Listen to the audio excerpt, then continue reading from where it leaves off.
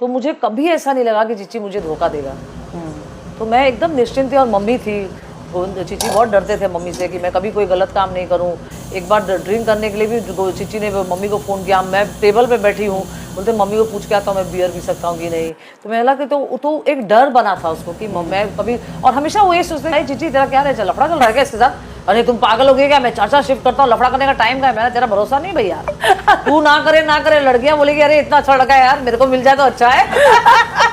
तो उन्होंने वैसे ही मजाक में उसको, हाँ नहीं, बट उस टाइम नहीं भी करता था वो। मैंने फिर बोला ना